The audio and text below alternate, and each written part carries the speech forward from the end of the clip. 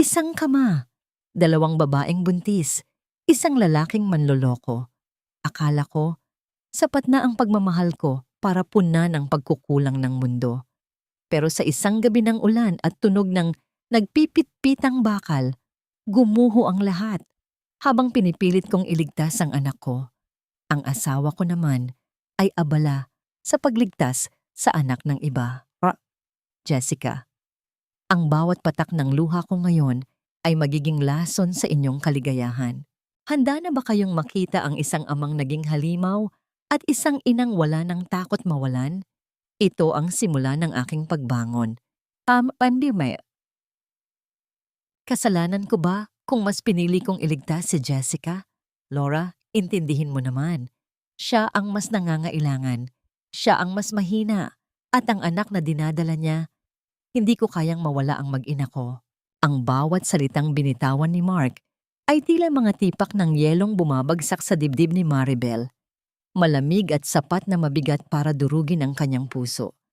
Sa gitna ng malamlam na ilaw ng hallway ng ospital, ang boses ng kanyang asawa ay hindi nagtataglay ng kahit katiting na pagsisisi. Sa halip, puno ito ng depensa para sa ibang babae, para sa isang lihim na buhay na kailanman ay hindi niya inakalang nag-e-eksista. Nakatayo si Laura sa likod ng puting kurtina, ang kanyang kanang kamay ay mahigpit na nakahawak sa asul na lalagyan ng mainit na sopas na kanina pa niya inihanda. Sa kabila ng 7 buwang bigat ng kanyang tiyan, sa kabila ng pamamanas ng kanyang mga paa, at ang tila walang katapusang kirot sa kanyang likod, nagmadali siyang pumunta rito nang mabalitaang naaksidente ang kanyang asawa. Ngunit ang init ng pagmamahal na dala niya ay sinalubong ng nakakangilong katotohanan. Ang sopas na inihanda niya, ang paborito ni Mark kapag masama ang pakiramdam nito, ay dahan-dahang lumalamig sa kanyang mga kamay. Pakiramdam ni Laura ay unti-unting nawawalan ng lakas ang kanyang mga tuhod. Ang bawat sipa ng sanggol sa loob ng kanyang sinapupunan, na dati ay nagbibigay sa kanya ng ligaya, ngayon ay nagiging paalaala ng isang malaking pagkakamali. Paano naging obligasyon na lamang siya sa paningin ng lalaking pinangakuan siyang mamahalin hanggang sa huling hininga. Walang boses na lumabas sa kanyang mga labi. Ang tanging maririnig lamang ay ang mahinang tunog ng kanyang paghinga na tila kinakapos at ang banayad na paggalaw ng tela ng kanyang bestida habang nanginginig ang kanyang buong katawan. Hindi siya sumigaw, hindi siya nagmura. Ang pinakamasakit na sugat ay ang mga sugat na walang ingay na nililikha. Ang kanyang paningin ay nagsimulang lumabo, hindi dahil sa luha, kundi dahil sa biglang pagdilim ng mundong binuo niya sa loob ng maraming taon. Tumingin si Laura sa kanyang singsing sa daliri, ang simbolo ng kanilang sumpaan na ngayon ay tila isang bakal na nakagapos sa kanyang kaluluwa. Sa loob ng silid na yon, narinig niya ang mahinang hikbi ni Jessica at ang marahang paghaplos ni Mark sa buhok nito, isang pag-aaruga na matagal nang ipinagkait sa kanya. Ang katahimikan ni Laura ay hindi tanda ng pagsuko, kundi ang simula ng isang malalim at madilim na pagguho ng lahat ng kanyang pinaniniwalaan sa kailaliman ng kanyang pagkatao. Isang tanong ang paulit-ulit na umaalingaw-ngaw, mapait at puno ng pait, na nanunuot hanggang sa kanyang mga buto. Hanggang kailan kailangang mamatay ang isang asawa para lamang mabuhay ang huwad na kaligayahan ng isang pamilyang matagal na palang bulok sa loob?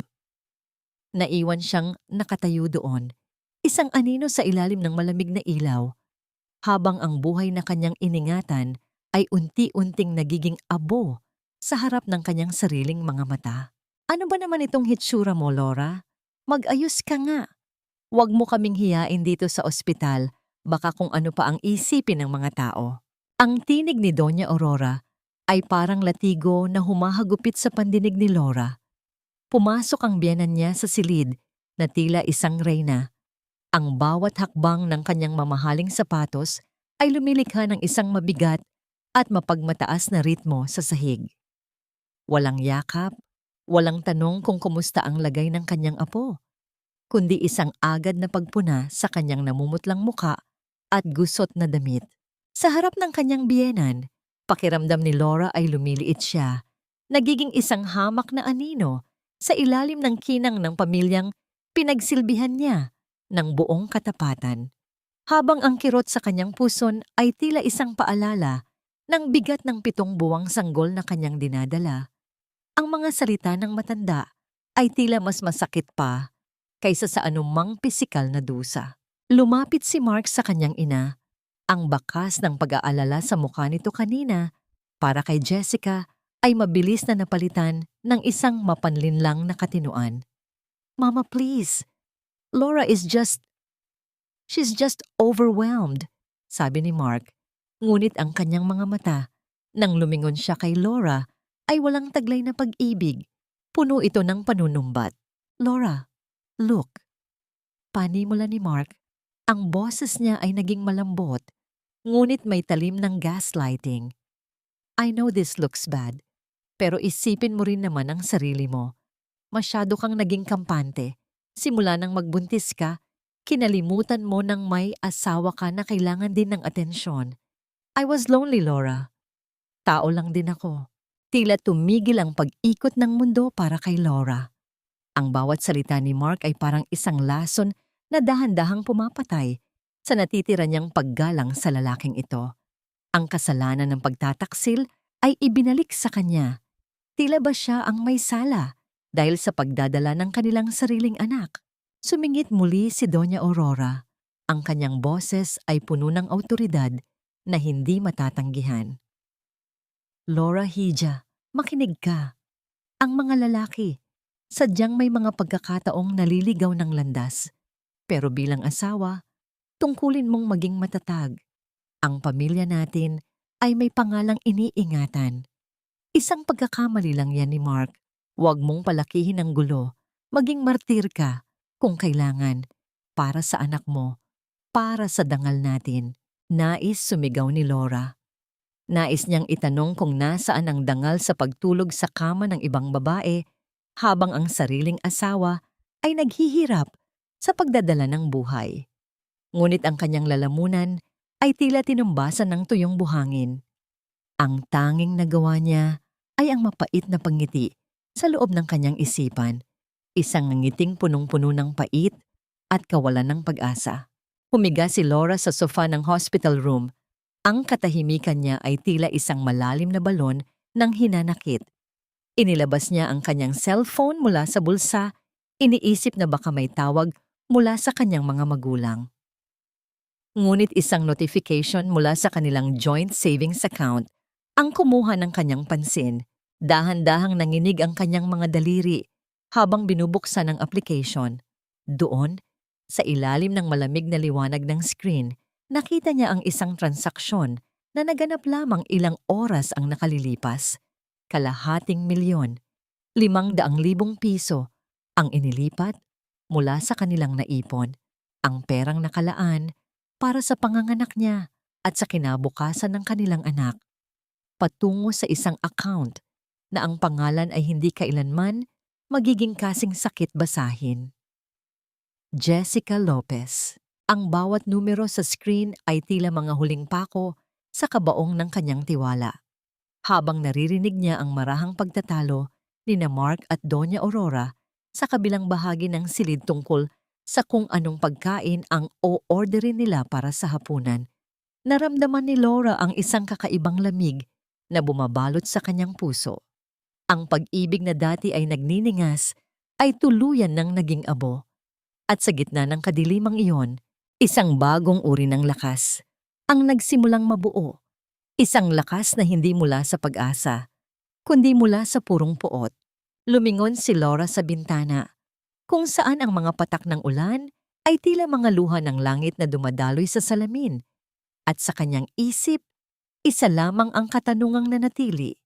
Saan pa ako kukuha ng matitirhan kapag nalaman kong pati ang bubong sa itaas ng ulo ko ay ibinenta na rin niya para sa iba?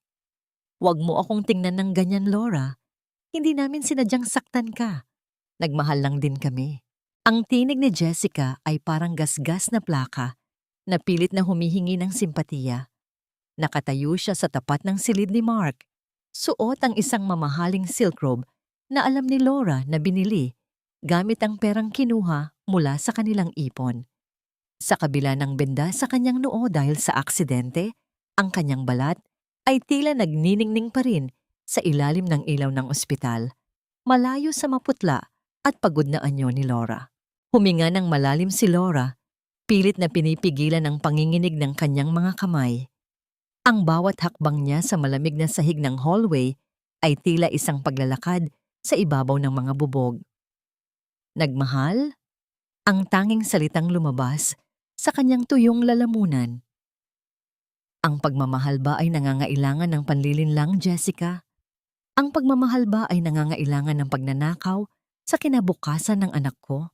Isang mapait na ngiti ang sumilay sa mga labi ni Jessica, isang ekspresyong nagpapakita ng kanyang tunay na kulay sa likod ng maskara ng pagiging mabuting kapitbahay. Masyado kang seryoso sa buhay, Laura. Kaya siguro nagsawa si Mark sa'yo. Masyado kang nakatuon sa pagiging perpektong asawa, nakalimutan mong maging babae. Bago pa man makasagot si Laura, isang anino ang lumitaw mula sa dulo ng hallway. Isang lalaking may balikat na tila pasan ng buong mundo. Ang kanyang mga mata ay puno ng pagod at matinding pait. Si David, ang asawa ni Jessica, nakababalik pa lamang mula sa pagtatrabaho sa ibang bansa, bitbit ang mga pasalubong na hindi na kailanman mabubuksan ng may kagalakan. Tumigil si David sa tapat nila. Ang kanyang tingin ay lumipat mula sa kanyang asawang si Jessica patungo kay Laura. Sa loob ng ilang sandali, walang salitang namagitan sa kanila. Tanging ang mabigat na katahimikan ng 2 taong kapwa pinagtaksilan ng mga taong pinakainiingatan nila. Ang amoy ng gamot at disinfektante sa paligid ay tila lalong naging matapang, nanunuot sa kanilang mga sistema. Umuwi ka na, Jessica. Ang boses ni David ay mababa, parang kulog na nagbabanta ng isang malakas na bagyo. Mag-uusap tayo sa bahay. Nang makaalis si Jessica na may kasamang pag-irap, naiwan sina Laura at David sa gitna ng pasilyo. Dahan-dahang lumapit si David sa bench kung saan nakaupo si Laura. Inabot niya ang isang maliit na panyo sa babaeng buntis na ang mga daliri ay mahigpit pa ring nakakapit sa kanyang tiyan na tila pinoprotektahan ang sanggol mula sa malupit na mundo. Hindi ka nag-iisa. Laura, ang bulong ni David. Ang kanyang boses ay may dalang kakaibang init sa gitna ng malamig na kapaligiran. Akala nila, dahil tahimik tayo, ay wala tayong alam. Akala nila, dahil nagtitiis tayo, ay wala tayong hangganan. Lumingon si Laura sa kanya. Ang kanyang mga mata ay puno ng katanungan. Anong ibig mong sabihin? Bumuntong hininga si David at tumingin sa malayo. Ang kanyang mga kamay, na magaspang dahil sa hirap ng trabaho sa barko, ay dahan-dahang kumuha ng isang maliit na bagay mula sa kanyang bulsa. Ito ay isang itim na USB drive. Matagal ko na silang pinagmamasdan, pag-amin ni David. Bago pa man ako bumalik, may mga hinala na ako. Hindi lang ang pera niyo ang kinuha nila, Laura. Pati ang dangal ng pamilya ko, itinapon nila sa putikan. Inilagay ni David ang USB sa palad ni Laura. Ang lamig ng bakal ng drive ay tila isang kuryenteng gumising sa natutulog na diwa ng babae. Lahat ng ebidensya ng panloloko nila, bawat transaksyon sa bangko, bawat lihim na pagkikita sa mga hotel, at ang katotohanan tungkol sa kung sino talaga ang ama ng dinadala ni Jessica. Nandyan lahat. Kumaba ang dibdib ni Laura. Ang kanyang puso ay tumitibok ng mabilis, tila isang tambol na nagbabadya ng digmaan. Bakit mo ito ibinibigay sa akin? Tumingin si David nang diretso sa kanyang mga mata.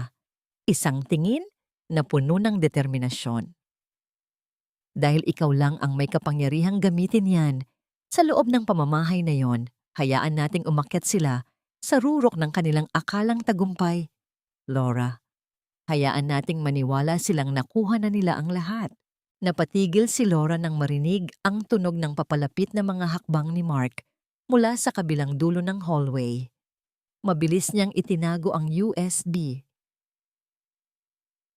sa loob ng kanyang bulsa, kasabay ng mabilis na pagtibok ng kanyang puso. Ang tanong na naiwan sa isip ni Laura habang pinapanood ang kanyang asawang papalapit sa kanya na may kasamang pekeng pag-aalala ay, hanggang saan kaya ang kayang gawin ni Mark kapag nalaman niyang ang pinakaiingatan niyang lihim ay nasa loob na ng bulsa ng babaeng minaliit niya? Dito siya titira, Laura, at wala kang magagawa dahil ako ang may-ari ng bahay na ito. Ang bawat salitang binitawan ni Doña Aurora ay tila mga pako na ibinabaon sa pintuan ng sariling tahanan ni Laura.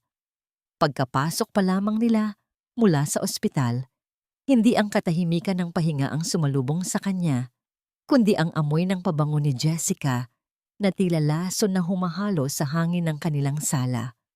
Nakatayo ang kabit ni Mark sa gitna ng mansyon, bit-bit ang isang maliit na maleta at isang mapanuyang ngiti na tila nagsasabing siya na ang bagong reyna ng tahanang iyon.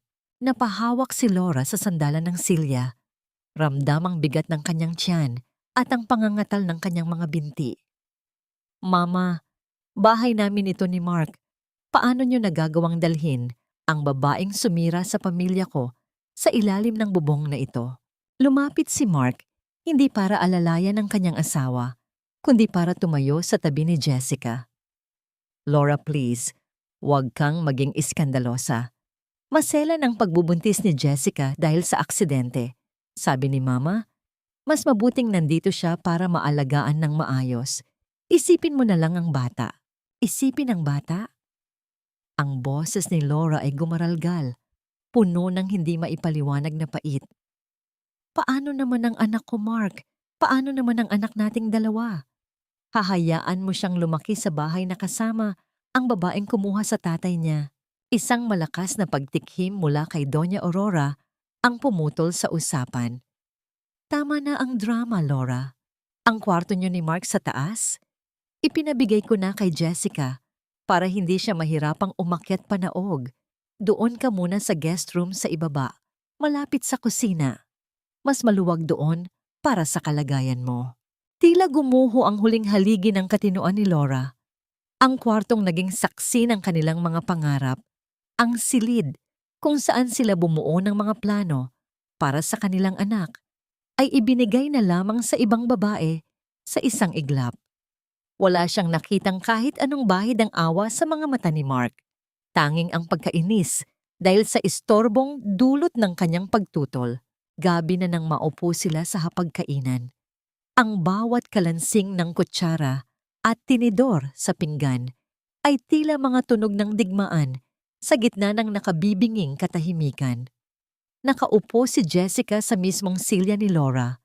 Suot ang isa sa mga duster na regalo pa naman ni Mark sa kanya noong nakaraang taon. Kinakain nila ang pagkaing niluto ng kanilang katulong habang si Laura ay nakatingin lamang sa kanyang pinggan, walang malasang kahit ano. Ang sarap naman nitong ulam, Marky, malamig na sabi ni Jessica, sabay haplos sa braso ni Mark. Salamat ha, kasi pinayagan mo akong manatili rito. Pakiramdam ko, ligtas na ligtas ang baby natin.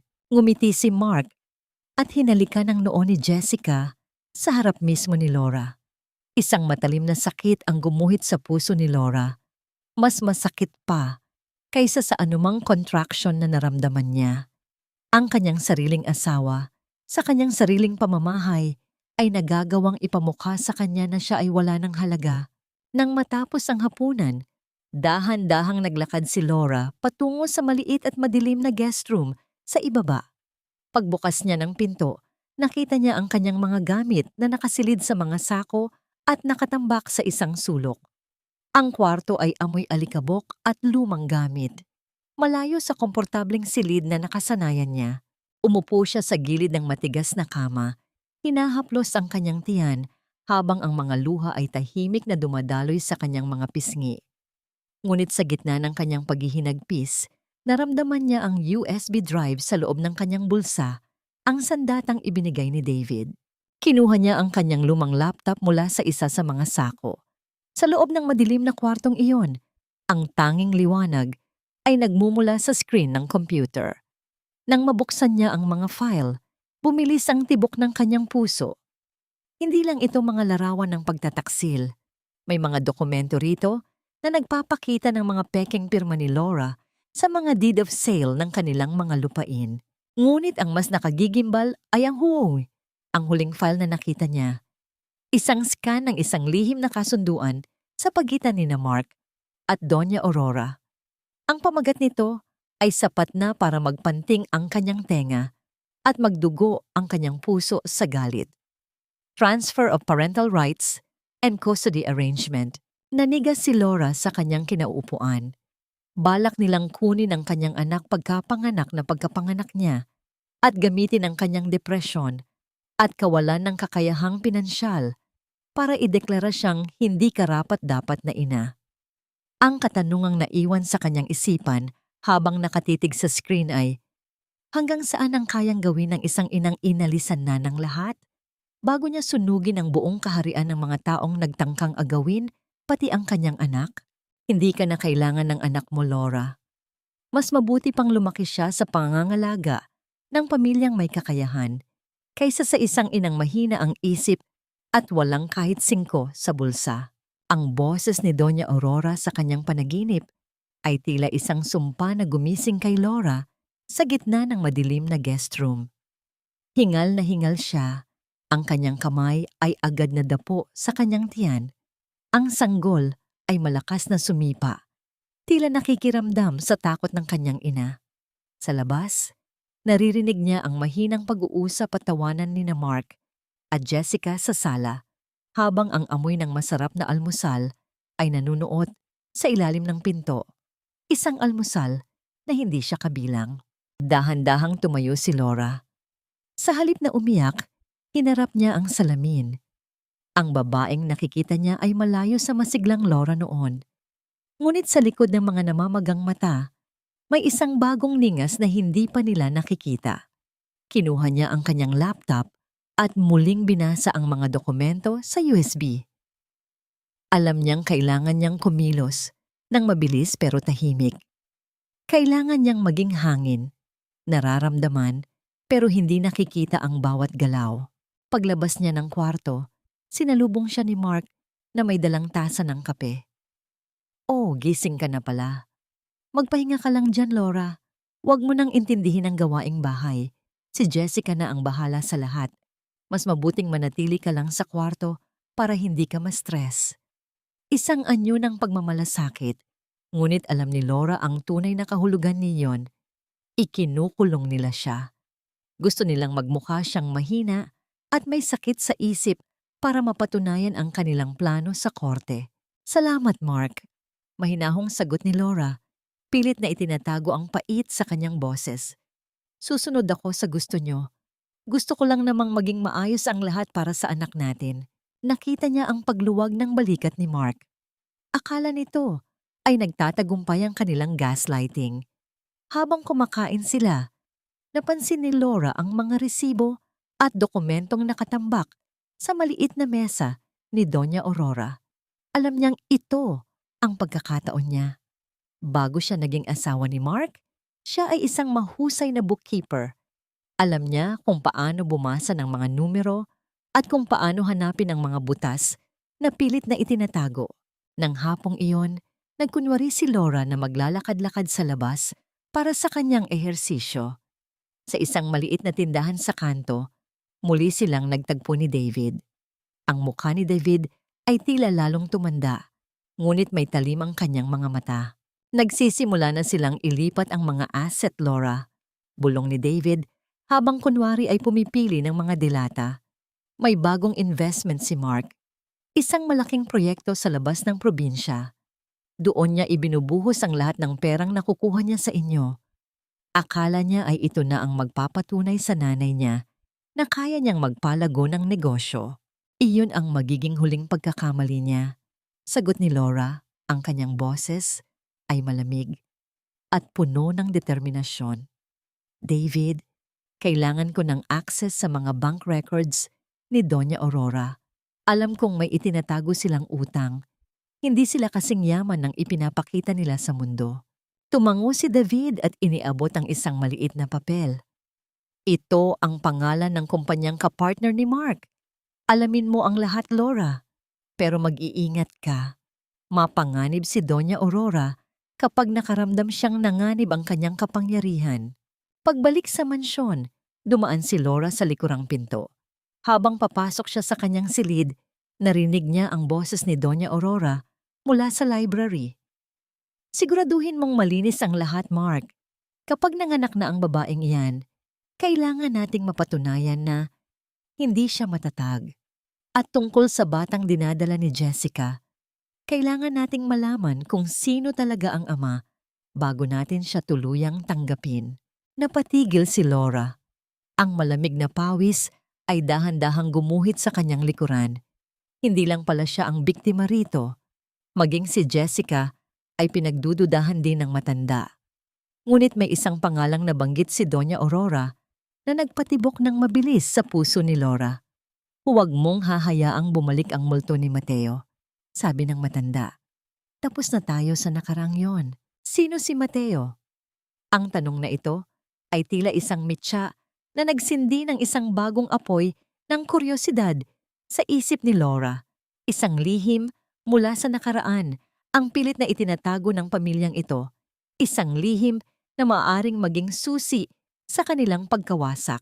Habang nakahiga si Laura sa kanyang matigas na kama, ng gabing iyon, tinititigan niya ang madilim na kisame.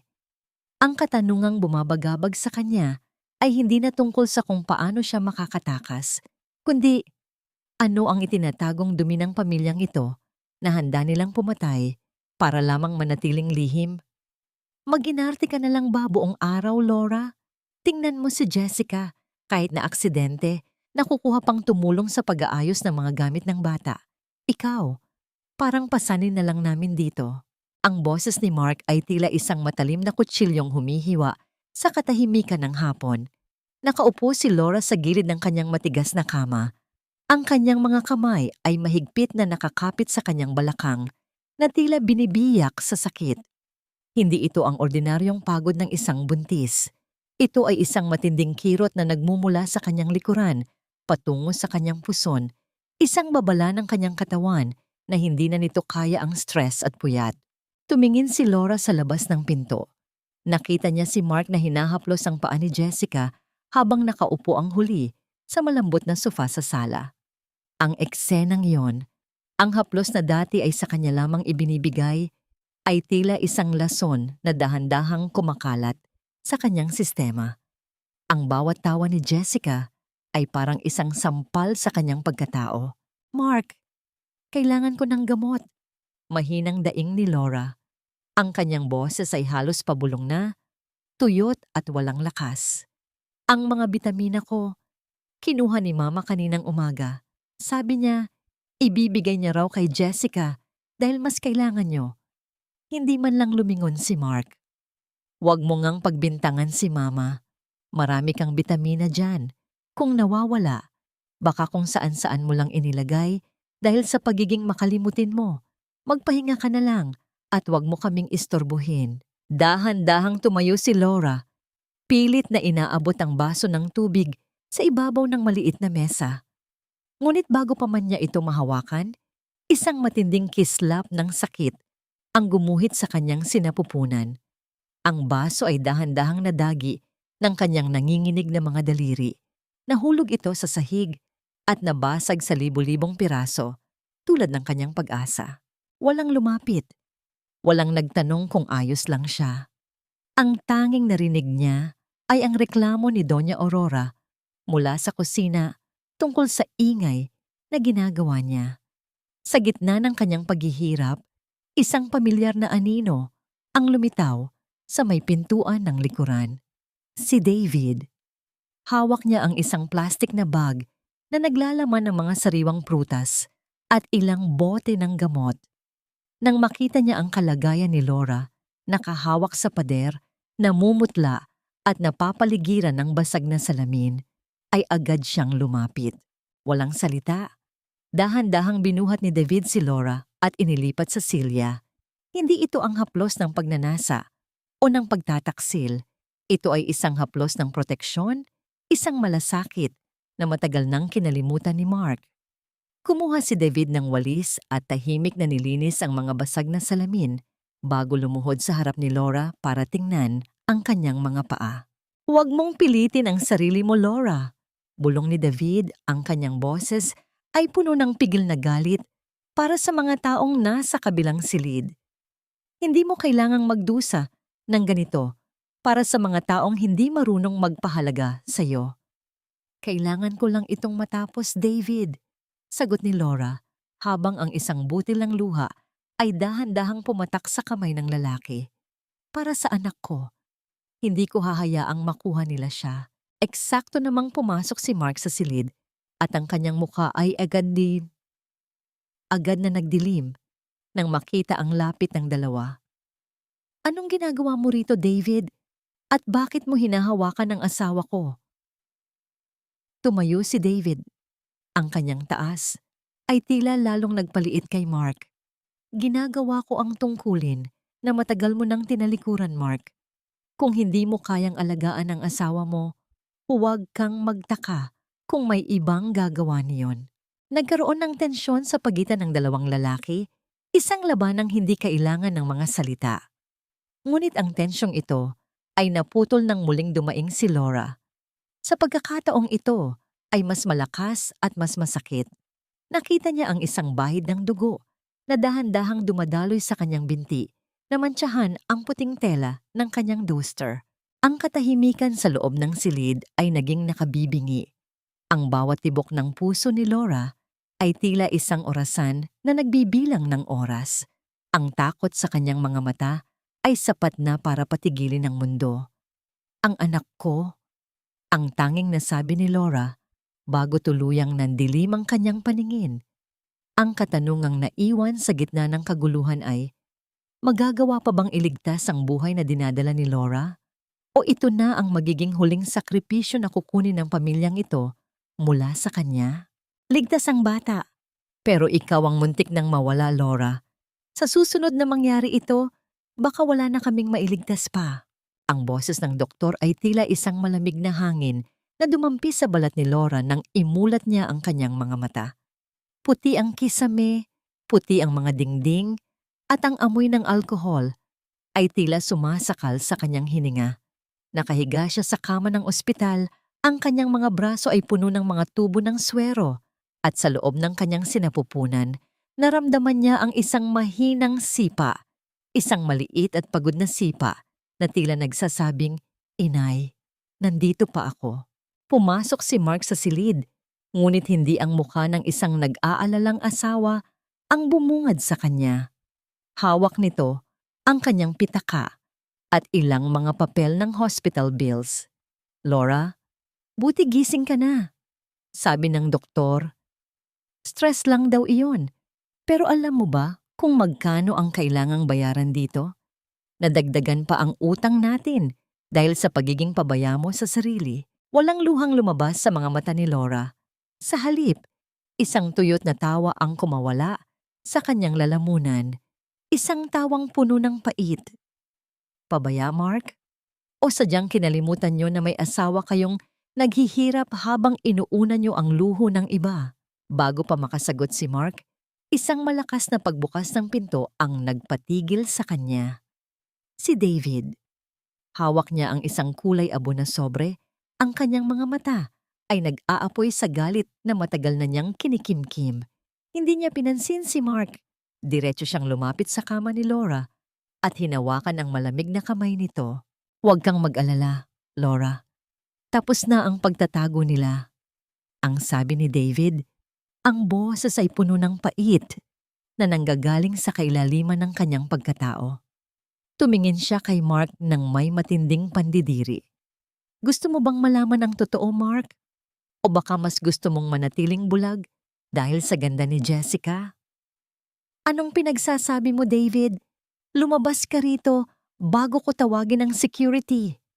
Singhal ni Mark, ngunit bakas sa kanyang boses ang kaba. Dahan-dahang binuksan ni David ang sobre sa harap nila.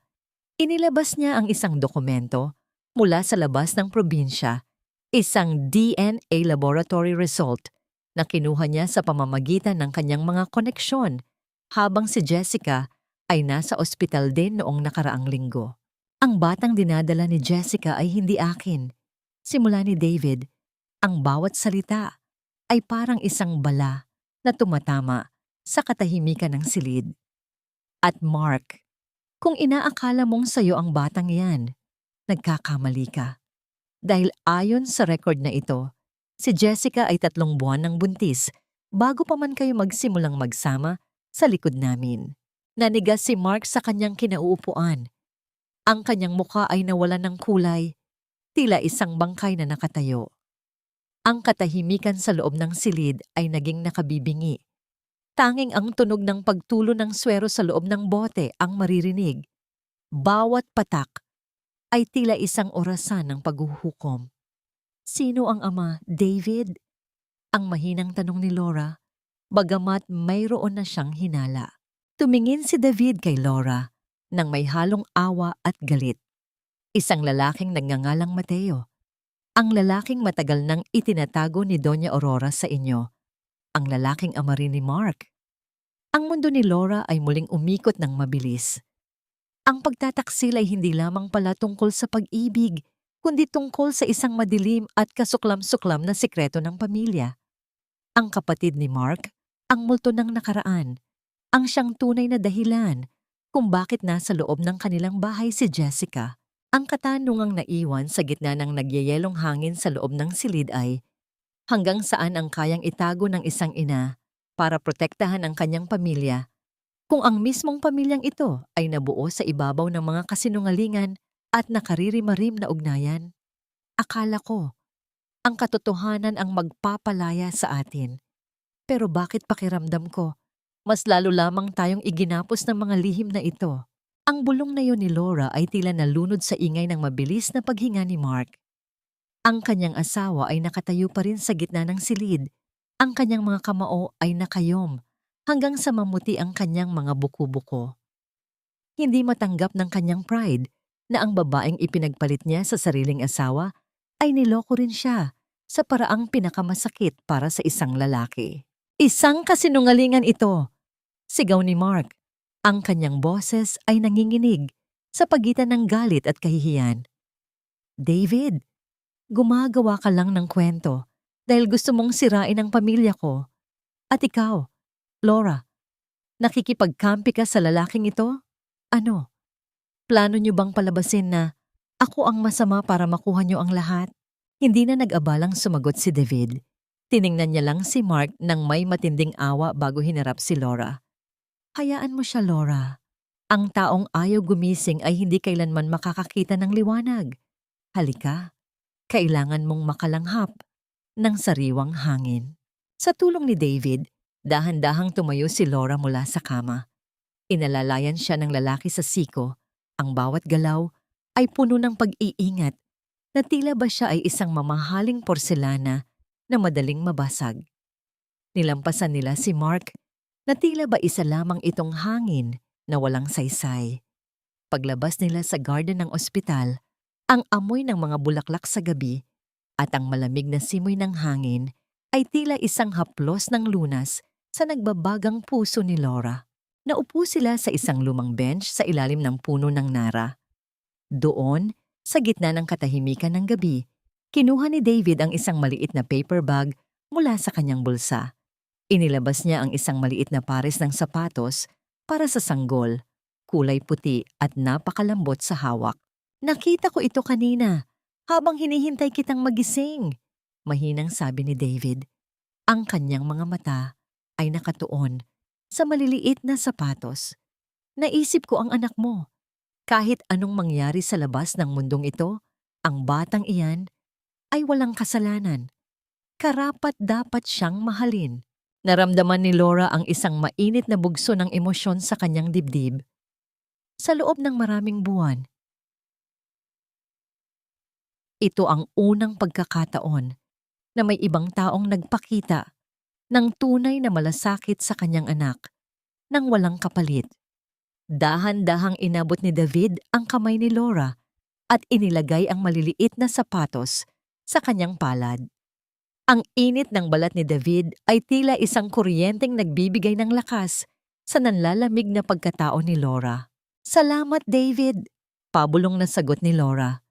"Salamat sa hindi pag-iwan sa akin sa gitna ng bagyong ito."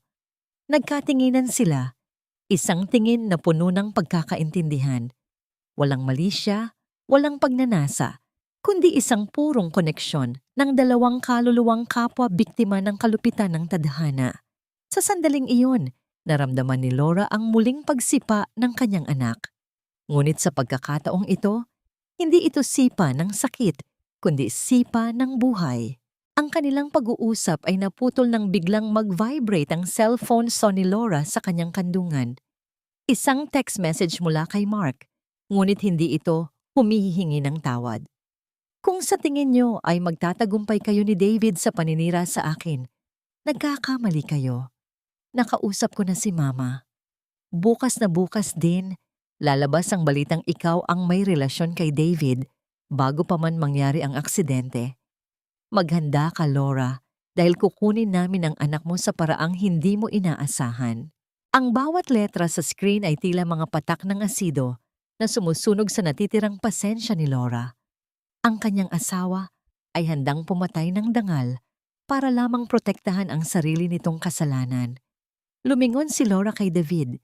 Ang kanyang mga mata ay lalong tumalim at nagliwanag sa ilalim ng buwan. Nagsimula na sila, David. Gagamitin nila ang lahat ng pera at impluwensya nila para palabasin na ako ang masama.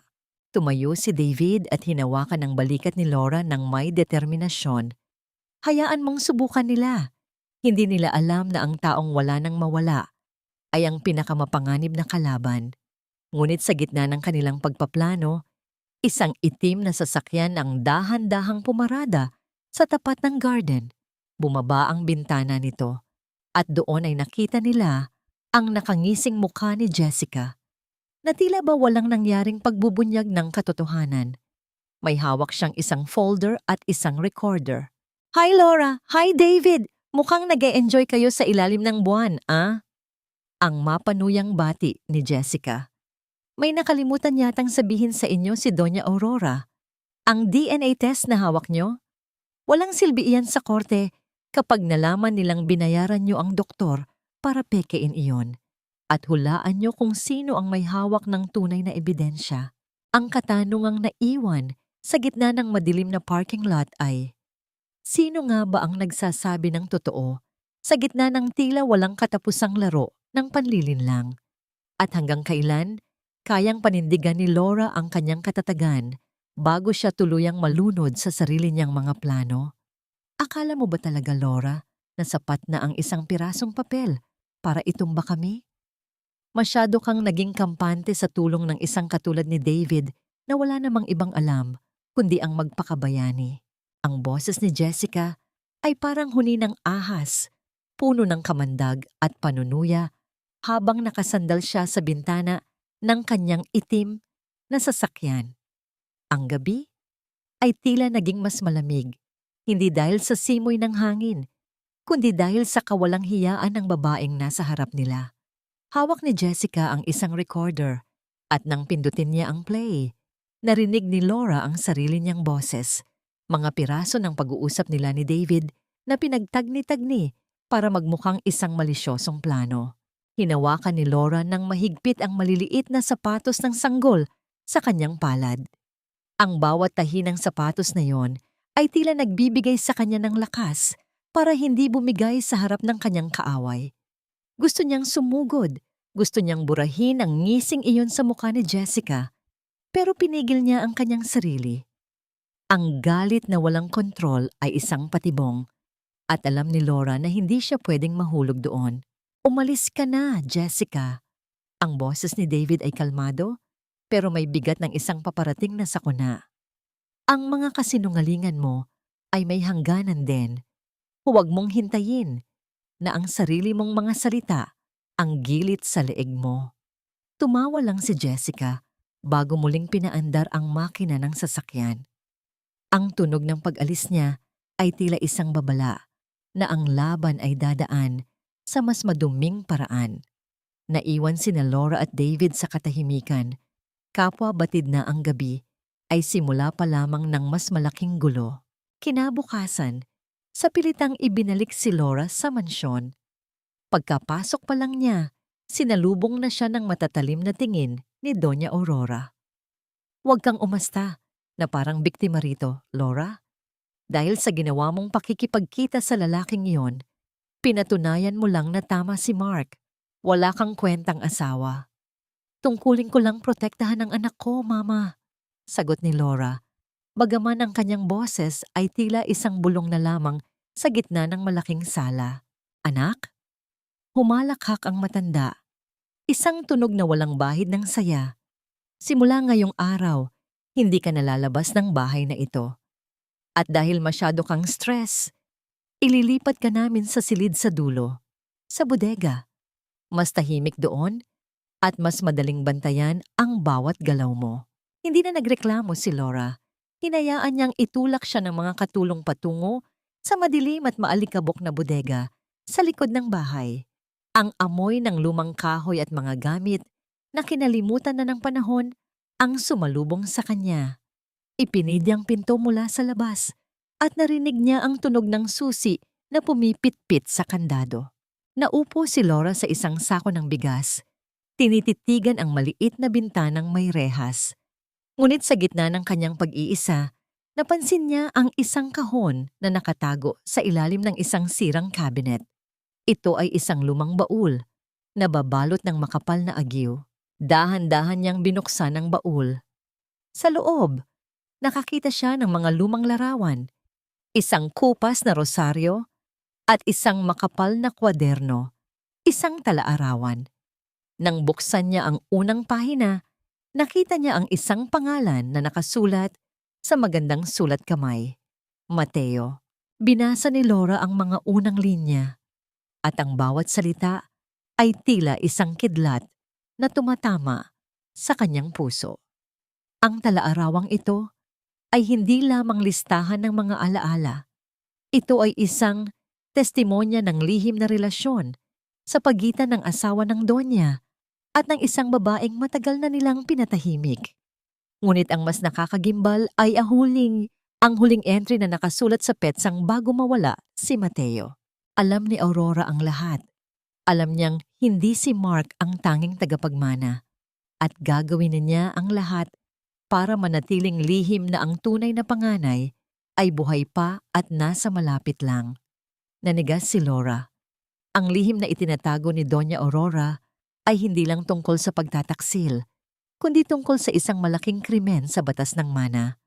Ang panganay na anak, ang tunay na Mateo, ay hindi namatay.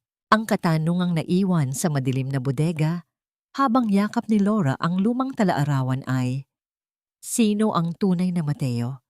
At paano siya gagamitin ni Laura para wasakin ang kahariang binuo ni Doña Aurora sa ibabaw ng mga bangkay at kasinungalingan?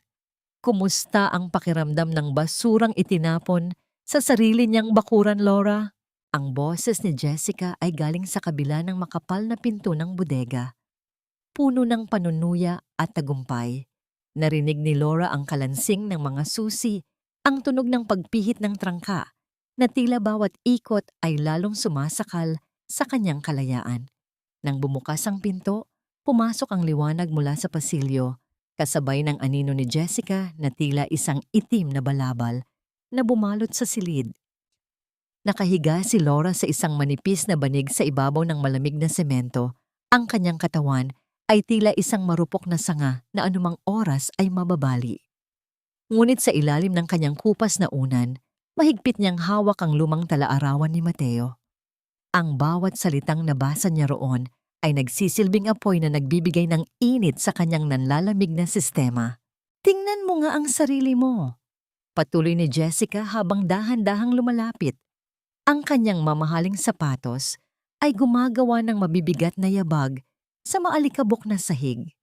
Sabi ni Mama Aurora, dito ka na raw maghihintay hanggang sa mga anak ka.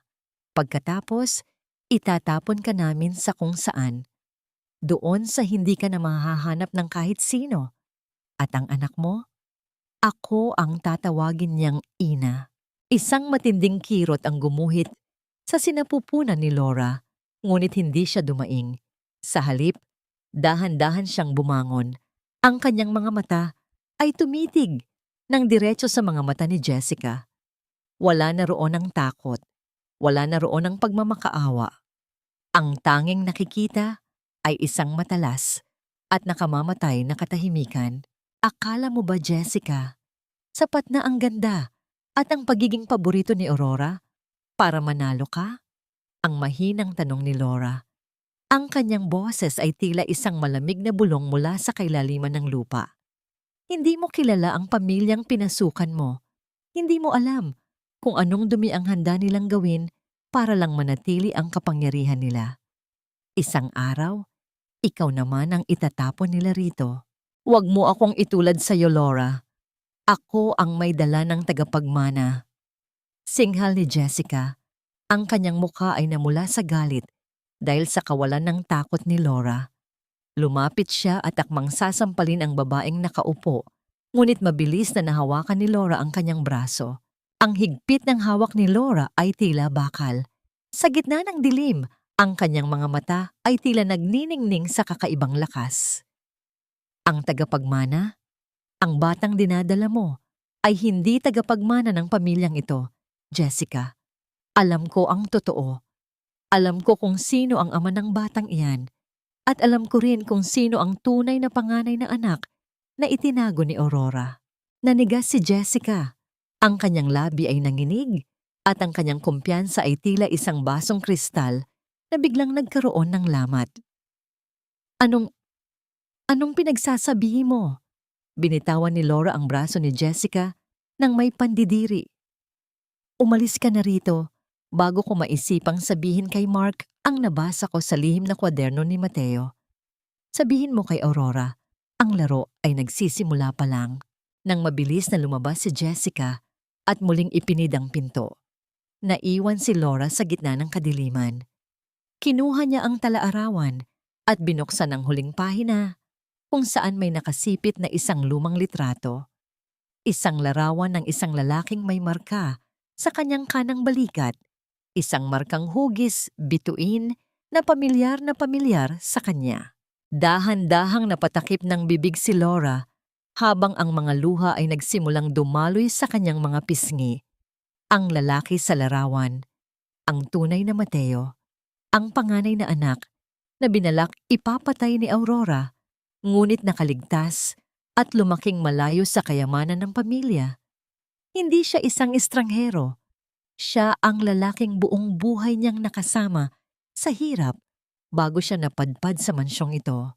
Ang katanungang naiwan sa loob ng madilim at maalikabok na bodega habang yakap ni Laura ang litrato ay, paano tatanggapin ni David ang katotohanan na ang pamilyang sumisira sa kanya ngayon ay ang pamilyang tunay niyang pinagmulan? Akala mo ba ay habang buhay kang makakapagtago rito sa dilim, Laura? Ilabas mo ang kwadernong yan bago ko tuluyang kalimutan na asawa kita. Ang boses ni Mark ay tila isang palasong tumama sa katahimikan ng bodega. Pagbukas ng pinto, pumasok ang liwanag na nagmula sa pasilyo na nagpatingkad sa alikabok na sumasayaw sa hangin. Galit ang kanyang mukha, ngunit sa likod ng mga matang yon ay bakas ang isang uri ng takot. Ang takot ng isang taong unti-unti nang nawawala ng kontrol sa kanyang mga kasinungalingan.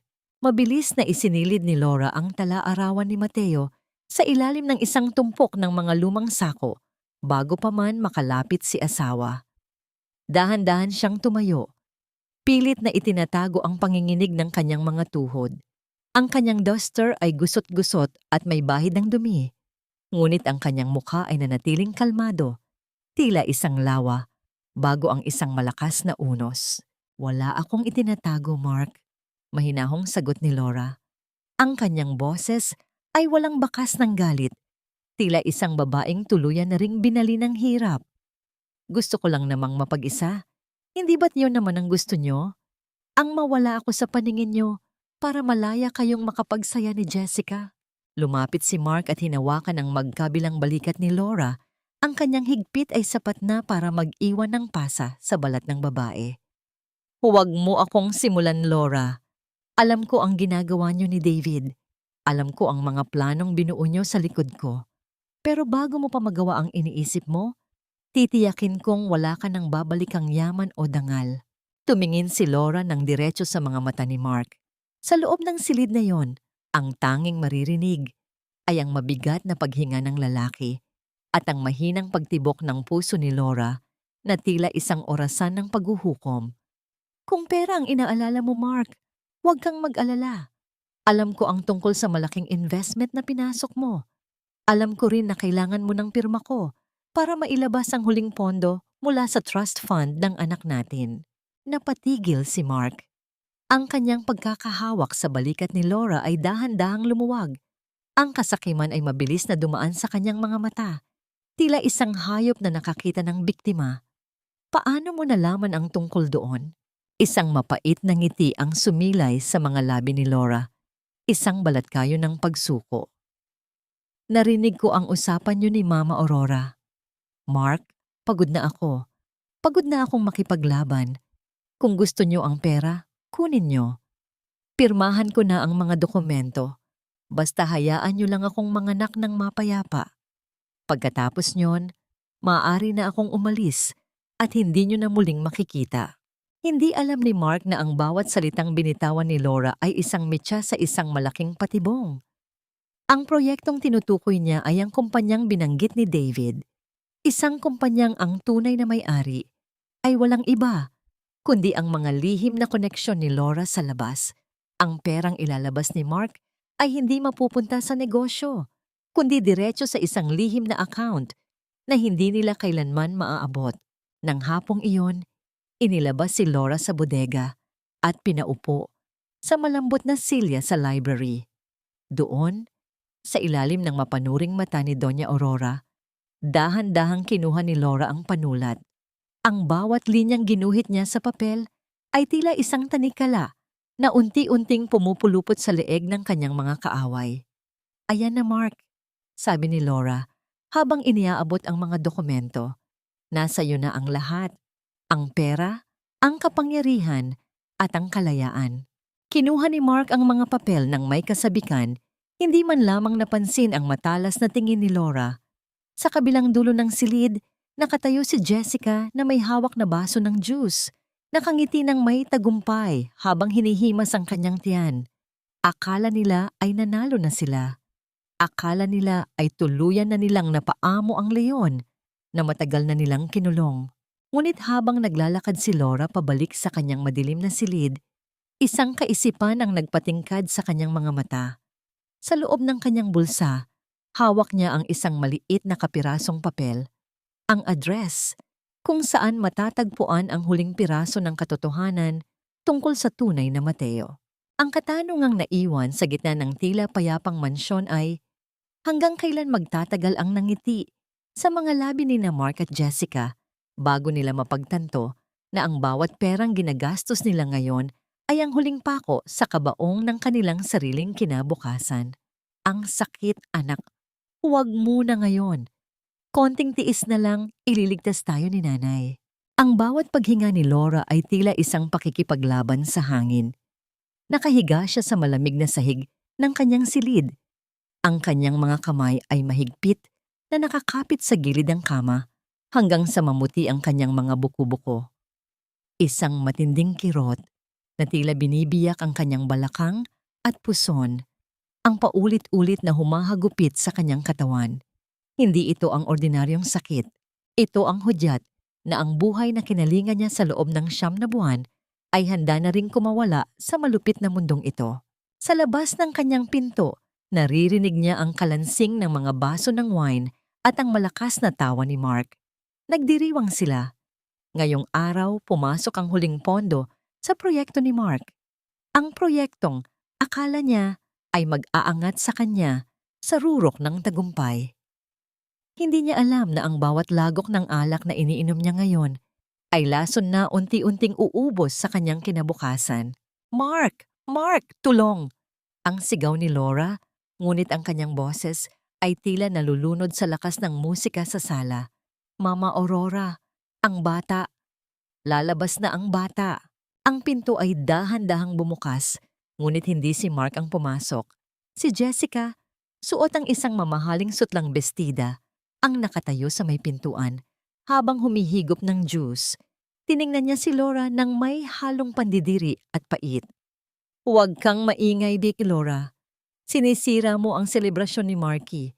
Sabi ng doktor, malayo pa ang due date mo, di ba? Baka nag-iinarte ka lang para makuha muli ang atensyon niya." "Jessica, mangganganak na ako. Parang awa mo na." Ang pagmamakaawa ni Laura, ang mga luha ay dahan-dahang dumadaloy sa kanyang namumutlang pisngi. Ngumiti lang si Jessica at dahan-dahang isinara ang pinto. Sabay pihit ng susi mula sa labas. Ikinulong nila siya sa gitna ng kanyang paghihirap. Ang katahimikan sa loob ng madilim na kwarto ay naging mas nakabibingi. Tanging ang tunog ng sariling paghinga ni Laura at ang mabilis na pagtibok ng kanyang puso ang maririnig. Ngunit sa gitna ng kadilimang yon, isang malakas na katok ang narinig sa gate ng mansyon. Hindi ito katok ng isang bisita. Ito ay ang mabigat at awtoritatibong yabag ng mga taong may dalang masamang balita. Sa sala, biglang naputol ang tawanan ni Mark at Doña Aurora nang pumasok ang ilang mga lalaking nakabarong at may dalang mga dokumento. "Mr. Mark Ilustre, kami ay mula sa bangko. May dala kaming Sheriff's Notice of Foreclosure dahil sa pagkabigo ninyong bayaran ng utang ng inyong kumpanya at ang ilegal na paglilipat ng pondo. Ang mansyong ito at lahat ng inyong ari-arian ay kinukumpiska na ng bangko simula sa oras na ito." Nanigas si Mark. Ang baso ng wine sa kanyang kamay ay dahan-dahang nadulas at nabasag sa sahig. Isang tunog na tila hudyat ng pagtatapos ng kanyang kaharian. Anong utang? Kakapasok lang ng investment ko." Ang investment na tinutukoy nyo ay isang shell company na matagal nang ideklarang bangkarote. Ang malamig na paliwanag ng opisyal. At ayon sa mga dokumentong pirmado ninyo, kayo ang personal na mananagot sa lahat ng pinsala. Sa gitna ng kaguluhang iyon, isang itim na sasakyan ang mabilis na huminto sa harap ng bahay. Lumabas si David. Ang kanyang mga mata ay nag-aapoy sa determinasyon. Hindi niya pinansin ang mga sheriff. Diretso siyang pumasok sa loob ng bahay. Hinahanap ang kaisa-isang taong mahalaga sa kanya sa impyernong yon. "Laura! Laura! Nasaan ka?" Ang sigaw ni David habang sinusubukang buksan ang bawat pinto. Nang marinig niya ang mahinang daing mula sa guest room, buong lakas na sinipa ni David ang pinto hanggang sa mawasak ang trangka nito. Doon, nakita niya si Laura sa sahig, basang-basa ng pawis at luha. Ngunit ang kanyang mga mata ay may taglay na kakaibang liwanag nang makita ang lalaki. "David, ang bata." Ang bulong ni Laura. Binuhat ni David si Laura ng may matinding pag-iingat. Habang inilalabas niya ang babae sa mansyon, nadaanan nila si Mark na ngayon ay nakaluhod sa sahig habang pinapanood ang mga sheriff na naglalagay ng padlock sa kanilang mga kagamitan. Si Doña Aurora ay himatay na sa gilid habang si Jessica ay abalang nag-eempake ng sariling gamit. Handang iwan ang lalaking wala ng pakinabang sa kanya. Tumingin si Mark kay David at doon, sa ilalim ng liwanag ng buwan, napansin niya ang isang marka sa balikat ni David na nakalitaw dahil sa punit na polo nito. Ang markang hugis bituin. Ang markang pagkakakilanlan ng panganay na Ilustre. "Ikaw." Ang tanging nasabi ni Mark sa gitna ng kanyang pagkawasak. Dinala ni David si Laura sa sasakyan habang ang sirena ng ambulansya ay nagsisimulang marinig sa malayo. Ang katanungang naiwan sa gitna ng gumuguhong mansyon habang dahan-dahang isinasara ang gate ay, mabubuhay pa ba ang anak ni Laura para makita ang bagong mundong binuo ng kanyang ina mula sa abo ng kanilang nakaraan? At paano haharapin ni Mark ang katotohanang ang taong kinamuhian niya ay ang taong tunay na may-ari ng lahat ng kanyang hinawakan? "Hindi mo na ako asawa, Mark. Isa ka na lang masamang panaginip na kailangang gisingan." Ang boses ni Laura ay mahina. Halos mawala sa gitna ng huni ng mga makina sa loob ng delivery room. Ngunit ang bawat salita ay may bigat ng isang pinal na hatol. Habang nakahiga siya sa malamig na bakal ng kama, ang bawat pag-alon ng sakit sa kanyang katawan ay tila isang paglilinis, isang paraan ng tadhana para alisin ang bawat bakas ng pag-ibig na ibinigay niya sa maling tao. Sa labas ng pinto, hindi ang kanyang asawa ang naghihintay ng may kaba. Si David ang naroon, naglalakad ng pabalik-balik sa pasilyo. Ang kanyang mga kamay ay nanginginig hindi dahil sa takot, kundi dahil sa matinding proteksyon na nararamdaman niya para sa babaeng nasa loob. Ang marka ng bituin sa kanyang balikat ay tila nagbabaga, isang paalala na ang dugo ng mga ilustre na dumadaloy sa kanya ay hindi lason, kundi isang sandata para sa katarungan. Samantala, sa labas ng mansyong unti-unti nang nilalamon ng dilim, nakatayo si Mark sa gitna ng kalsada. Ang kanyang mga kamay ay walang dalang anuman, kundi ang ilang piraso ng papel na nagpapatunay ng kanyang pagbagsak. Lumingon siya kay Jessica, umaasang makakahanap ng kahit katitingin na suporta sa babaeng ipinagpalit niya sa lahat. "Marky, let's be realistic," ang malamig na sabi ni Jessica habang isinasara ang trunk ng kanyang sariling sasakyan. Wala na ang malambing na boses, wala na ang pagkukunwari. "I love the life you gave me, not the man who lost it all. Ngayong wala ka ng pera, wala na ring dahilan para manatili ako. Humanap ka na lang ng ibang mauuto." Ang bawat salita ni Jessica ay tila isang malakas na sampal na nagpagising kay Mark sa katotohanan. Habang pinapanood niya ang pag-alis ng sasakyan ni Jessica, ang tanging naiwan sa kanya ay ang alaala ng mukha ni David, ng tunay na Mateo. Ang taong binalak nilang itapon ay siya palang tunay na may-ari ng lahat ng bagay na inakala ni Mark na sa kanya. Bumalik ang eksena sa loob ng ospital. Sa gitna ng matinding pag-ire at pag-iyak ni Laura, isang malakas at matining na tunog ang pumuno sa silid. Ang unang hininga ng isang bagong buhay. Hindi ito isang onomatopoeia, kundi ang himig ng tagumpay laban sa kamatayan. Nang ilapag ang sanggol sa dibdib ni Laura, ang init ng balat ng kanyang anak ay tila tumunaw sa lahat ng yelo sa kanyang puso. "Ang ganda niya, Laura," ang bulong ni David na pinayagang makapasok matapos ang pagsilang. Dahan-dahan siyang lumapit at hinawakan ang maliit na daliri ng sanggol. Kasing tapang siya ng kanyang ina. Tumingin si Laura kay David. Ang kanyang mga mata ay puno ng pagod ngunit may ningning ng pag-asa. "David? O dapat ba kitang tawaging Mateo?" Umiling si David at dahan-dahang hinalikan ang noo ni Laura.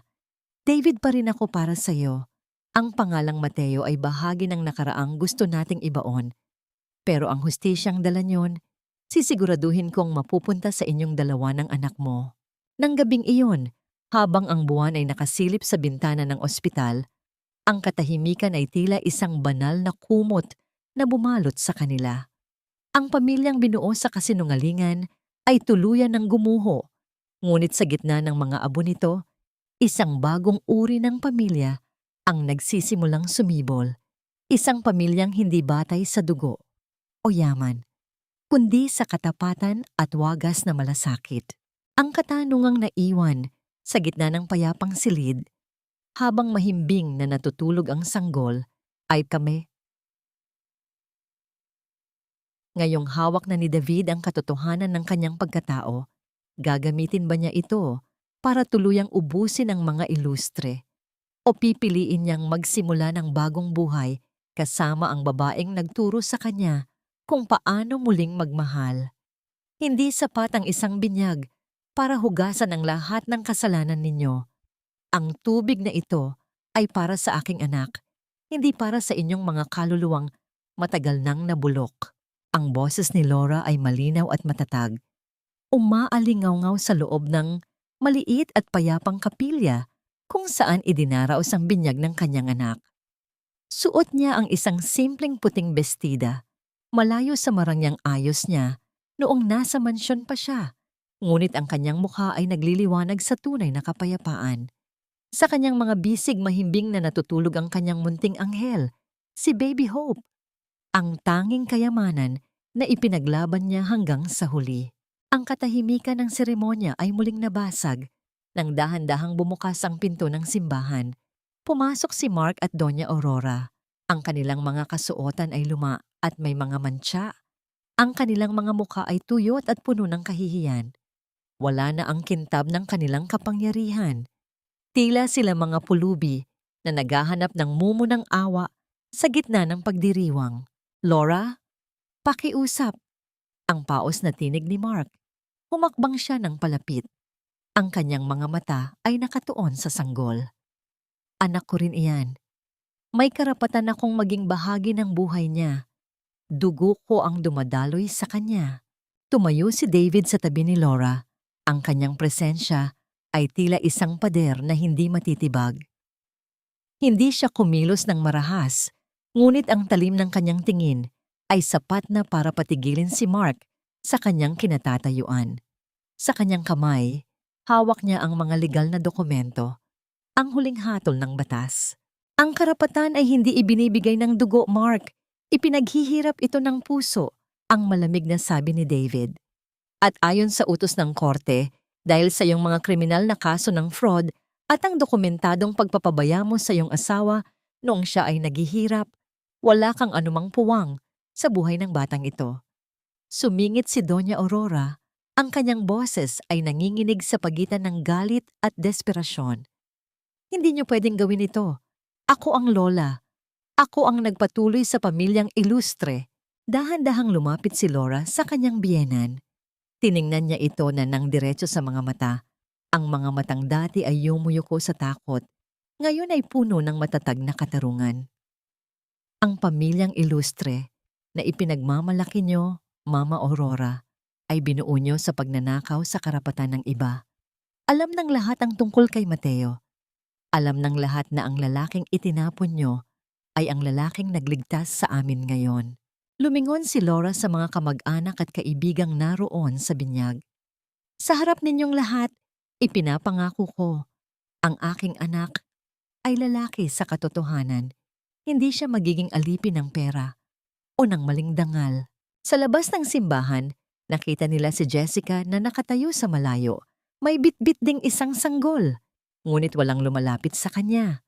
Ang kanyang mga mata ay puno ng inggit habang pinapanood ang mainit na pagtanggap ng mga tao kay Laura. Ang karma ay hindi laging dumarating sa paraang madugo. Kung minsan, ito ay dumarating sa paraan ng matinding pag-iisa habang pinapanood ang kaligayahan ng mga taong iyong sinaktan. Nang matapos ang seremonya, dahan-dahang lumabas sina Laura at David sa simbahan. Ang sikat ng araw ay tila isang bendisyon na dumampi sa kanilang mga balat. Habang naglalakad sila palayo, iniwan nila sina Mark at Doña Aurora na nakaluhod sa loob ng kapilya, pilit na humihingi ng tawad sa isang langit na matagal na nilang tinalikuran. Hinawakan ni David ang kamay ni Laura at sa gitna ng ingay ng mga bumabating bisita, narinig nila ang mahinang tawa ni Baby Hope. Ang bawat hakbang nila palayo sa simbahang iyon ay tila pagbaon sa bawat sakit ng nakaraan. Ngunit bago sila tuluyang makasakay sa sasakyan, isang matandang lalaki ang lumapit kay David. Isang lalaking may hawak na lumang medalyon, ang kapares ng medalyong iniwan ni Mateo sa Talaarawan. Ang katanungang naiwan sa gitna ng mahangin na hapon habang hawak ni David ang medalyon ay, tapos na nga ba talaga ang kwento ng mga ilustre? O may isa pang lihim na nakatago sa medalyong ito na magpapabago muli sa kanilang tadhana? Hindi lahat ng kayamanan ay nasusukat sa ginto. Minsan, ang pinakamahalagang pamana ay ang kapayapaang pilit na ipinagkait sa atin. Ang boses ng matanda ay tila isang bulong mula sa kailaliman ng kasaysayan. Inabot niya kay David ang medalyon at nang magdikit ang kanilang mga balat, naramdaman ni David ang isang kakaibang init, isang uri ng kuryente na tila nagdurugtong sa kanyang kasalukuyan at sa nakaraang matagal na ipinagkait sa kanya. Ang medalyong iyon ay hindi gawa sa mamahaling bato, kundi sa lumang pilak na may ukit ng isang munting punla, ang simbolo ng tunay na Mateo. Ito ang susi sa lupang hinding-hindi maaabot ng kasakiman ni Aurora, patuloy ng matanda. Ang inyong ancestral farm sa probinsya, doon itinago ng iyong ama ang lahat ng katotohanan. Doon kayo magsisimula muli. Sa kabilang dulo ng bakuran ng simbahan, nakatayo si Mark, nakasandal sa isang lumang pader habang pinapanood ang tagpong iyon. Ang kanyang mga mata ay puno ng pait at pagsisisi. Gusto niyang sumigaw. Gusto niyang bawiin ang lahat. Ngunit ang kanyang lalamunan ay tila tinumbasan ng tuyong semento. Wala na siyang mukhang maihaharap. Ang mansyon ay wala na. Ang pera ay naglaho. At ang babaeng tunay na nagmahal sa kanya ay nasa piling na ng taong tinawag niyang hamak na katulong. Dahan-dahang lumapit si Laura kay Mark. Hindi siya tumakbo, hindi siya sumigaw. Ang bawat hakbang niya ay puno ng dignidad. Nang makarating siya sa harap ng lalaking naging asawa niya sa loob ng maraming taon, kinuha niya ang kanyang singsing sa kasal mula sa kanyang daliri. Mark! Ang mahinang tawag ni Laura. Ang boses niya ay wala ng galit, tila isang hangin na dumaan sa tuyong dahon. Ibinabalik ko na sa iyo ang sumpaang sinira mo noong gabi ng aksidente. Hindi ko na ito kailangan para matandaan ang mga aral na itinuro mo sa akin. Inilagay ni Laura ang singsing sa palad ni Mark. Ang lamig ng ginto ay tila isang huling hatol sa lalaki. Tumingin si Mark sa singsing at pagkatapos ay kay Laura. Ang kanyang mga luha ay dahan-dahang pumatak sa kanyang pisngi. Patawarin mo ako, Laura. Patawad sa lahat. Isang mapait na ngiti ang sumilay sa mga labi ni Laura. Ang patawad ay isang regalo, Mark. At sa ngayon, ang regalong iyon ay ibinibigay ko sa sarili ko para makapagsimula akong muli. Tungkol sa iyo, hayaan mo ang tadhana ang magdikta kung kailan ka makakahanap ng sarili mong kapayapaan. Binalikan ni Laura si David na naghihintay sa kanya malapit sa sasakyan habang karga si Baby Hope. Habang naglalakad sila palayo, nadaanan nila si Jessica na nakaupo sa isang gilid ng kalsada, yakap ang kanyang anak at nakatingin sa kawalan. Ang kintab ng kanyang dating buhay ay naglaho na, tila isang bula na pumutok sa gitna ng unos. Huminto si Laura sa harap ni Jessica. Kinuha niya ang isang maliit na sobre mula sa kanyang bag at iniabot ito. Para sa bata ito, Jessica, hindi mo kailangang maging katulad ni Aurora. Palakihin mo siya sa paraang hindi niya kailangang magnakaw ng kaligayahan ng iba para lang mabuhay.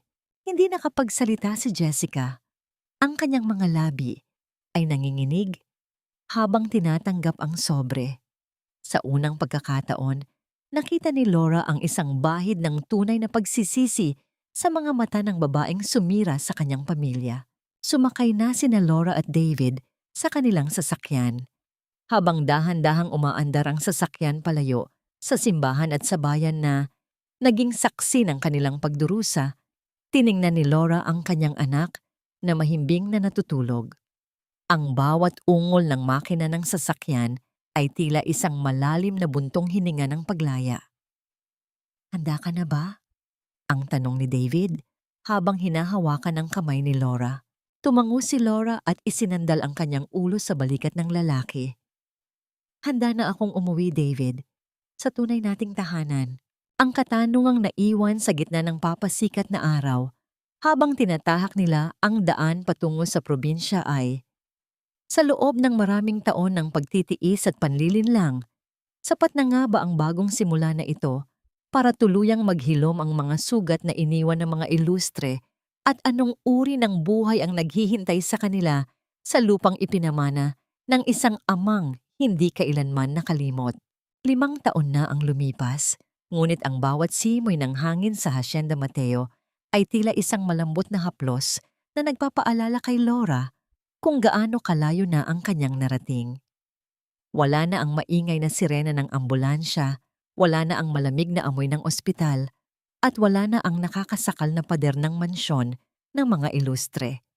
Sa halip, ang paligid ay puno ng luntian ng mga dahon ng palay na sumasayaw sa ihip ng hangin at ang bango ng basang lupa matapos ang isang maikling ulan sa hapon. Nakatayo si Laura sa beranda ng kanilang bahay na gawa sa matibay na kahoy at bato. Ang kanyang muka ay hindi nakakikitaan ng bakas ng puyat o takot. Sa halip, mayroon itong ningning na nagmumula sa isang pusong tuluyan nangang naghilom. Sa gitna ng malawak na damuhan, nakita niya ang isang batang babaeng may mahabang buhok na tumatakbo, si Hope. Ang kanyang tawa ay tila mga kampanilya na nagbibigay ng buhay sa buong sakahan. Tatay! Tatay, look! I found a butterfly! Ang sigaw ni Hope habang patakbong lumalapit sa isang lalaking abala sa pag-aayos ng mga kagamitan sa hardin. Tumayo si David, ang lalaking tinawag na Mateo ng tadhana. Ngunit piniling manatiling David sa puso ni Laura. Binuhat niya si Hope at inikot sa hangin. Ang kanyang tawa ay sumasabay sa kagalakan ng bata. Sa bawat galaw ni David, ang marka ng bituin sa kanyang balikat ay nakikita sa ilalim ng kanyang suot na sando. Ngunit hindi na ito simbolo ng isang nakatagong lihim. Ito ay simbolo na ng kanyang pag-uwi sa tunay niyang tahanan. Dahan-dahang lumapit si David sa beranda at inilapag si Hope. Inabutan niya si Laura ng isang baso ng sariwang juice bago tumabi sa kanya at dahan-dahang inakbay ang kanyang kamay sa balikat ng asawa. Ang init ng kanyang balat ay tila isang pangako na hinding-hindi na muling mararamdaman ni Laura ang ginaw ng pag-iisa. Iniisip mo pa ba sila? Mahinang tanong ni David. Ang kanyang boses ay puno ng pag-unawa. Bumuntong hininga si Laura at isinandal ang kanyang ulo sa balikat ni David. Minsan, nabalitaan ko kay Tio na si Mark ay nagtatrabaho na ngayon bilang isang kargador sa pier. Si Mama Aurora naman, mag-isa na lang daw sa isang maliit na paupahan. Hinihintay ang pagbisita ng mga anak na tinaboy niya noon.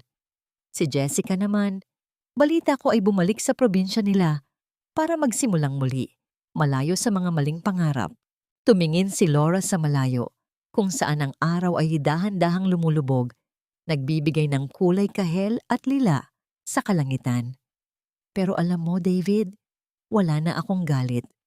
Ang galit ay para lang sa mga taong ayaw maging malaya.